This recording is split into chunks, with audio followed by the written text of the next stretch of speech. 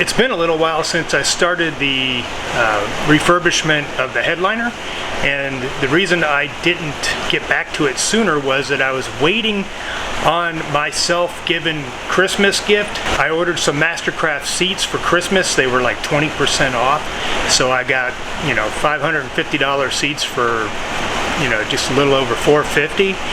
However, they didn't tell me that I was going to have to wait until the middle of February to get my Christmas gift. So they have arrived.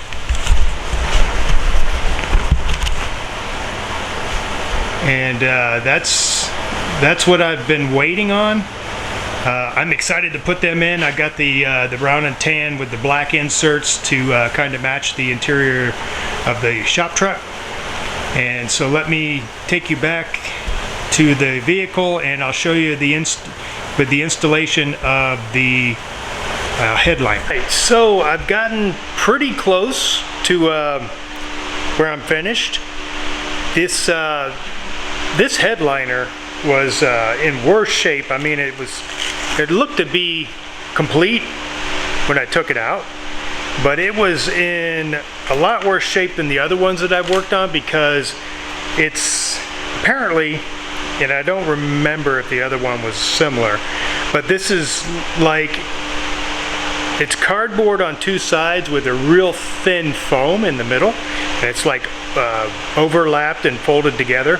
And there was a lot of separation on this, where the cardboard was delaminating from the foam in the center. So the as I worked on it, it continued to want to come apart on the edges, so I had to take and go back individually and glue that stuff back together. I hadn't run into those problems in the past, but I basically got the color the way I want it, and let's look at it here. And I've got it painted out. The one of the things that I'm not real happy with is this patch here is new board, and same thing over there. And I tried my hand at adding some texture, and it's a pretty cool idea, but it doesn't work real great. But I used some screen for like porch screening, and I laid that down, and I used a trowel and pushed some scratch filler in there, some of the little real thin Bondo, and it puts a texture in there, but it's hard to get it consistent, and it's not the same as the fake leather texture that's in the cardboard. So there is a difference. However, I wanted to have some texture in there to cover up the seams of the patch, and you can see it over here too. The patch is a little smaller, but you do have a little bit of texture. I don't know if you can see it. Yeah, you can see a little bit in there. Not as well as I would have liked it. And those corners over there that are in the back, those were some of the ones that had the most separation. I don't know if it was because of moisture or what. But the only thing keeping me from putting this back in is I ordered some foam, insulating foam, 1/2 inch, to put on the board, because I know if I stick it to the roof of the truck, it will not stay there. It'll get hot, the glue will release, and it'll fall down on top of the board anyway. So I'm going to adhese it, or I'm going to glue it to the underside of this board, and that way I'll have some insulation from the burning Florida sun. So when I get that sheet of insulation in, I'll take and finish this video up, and I'll show it to you installed. Also, I reworked the trim. Trim's in pretty good shape now. It's ready to go, and it's not an exact color, but like I said, I have plans to redo the interior when I paint the truck, which is maybe never. So that's why I'm not too concerned about whether the tan actually matches the rest of the Jeep, because who knows, I might go to a gold and black color scheme instead. So we'll see. All right, so hang in there for the final of the installation. Alright, so if we come around here, I think you can see that there.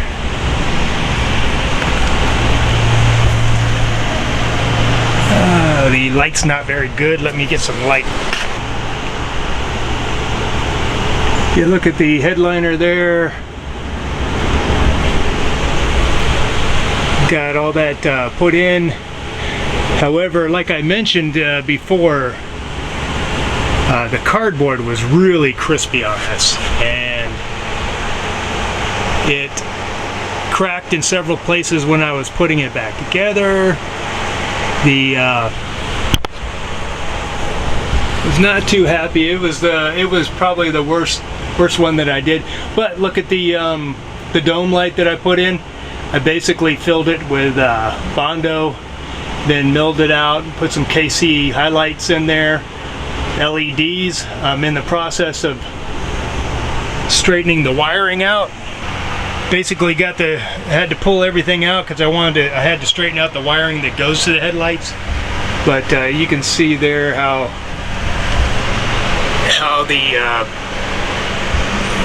the stuff kind of still cracked. I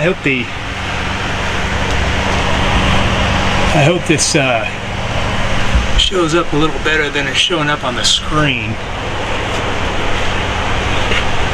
But let me go ahead and get started, and I'll show you once I get the Mastercraft seats in there.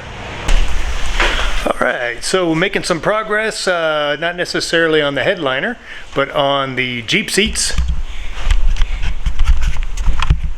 One of the bolts do line up for the sliders, etc. There's a difference of about 1/4 of an inch, so I slotted the Jeep brackets to make up for that 1/4 inch on each side, because on center the old Jeep seats were at 13.5 and these are at 14 even. Didn't run into any troubles with that. However, the angle of the seat needs to be adjusted a little bit. Basically the seat's a little bit higher, pushes the driver basically closer to the steering wheel. So I'm going to tinker with taking the spacers out here and moving them to the back to tilt the front of the seat down a little bit. Hopefully I don't have to cut these brackets and weld them back together. But the other thing that I ran into was I had to get some new springs, and I got these at Lowe's. You can get them at any hardware store. A couple of them were broken off, and then I also had to move this position here, and I imagine it's just because of that difference in the of the positioning, that 1/2 inch positioning. So I had to move that in order to make this this link fit.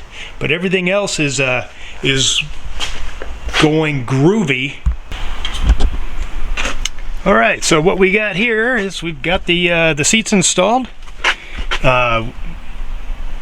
Everything's looking pretty good. I don't like how high the driver's seat is. I think I'm going to have to notch these brackets and lower it at least an inch, maybe take another inch of tilt out of it, because it puts the driver's legs really close to the steering wheel, and it's kind of hard to get in and out. So I'll probably be doing that, but other than that, I finally got my seats in. I'm so happy. And I've got a crispy repainted headliner in there, and I'll just continue to work on it as it goes. Also, I've got the 1-ton steering now listed in my store. Not only does it work on full-size Jeeps with the FSSR, but it also works on stock Jeeps. So if you need new steering links for your OME Jeep, full-size Jeep, I can get them to you. The 1-ton steering set up on my 1980 wide track Cherokee. But like I said, we also have the 1-ton steering for narrow tracks also, with or without the FSSR. Stay tuned, more stuff coming out. I'm going to have the long travel suspension here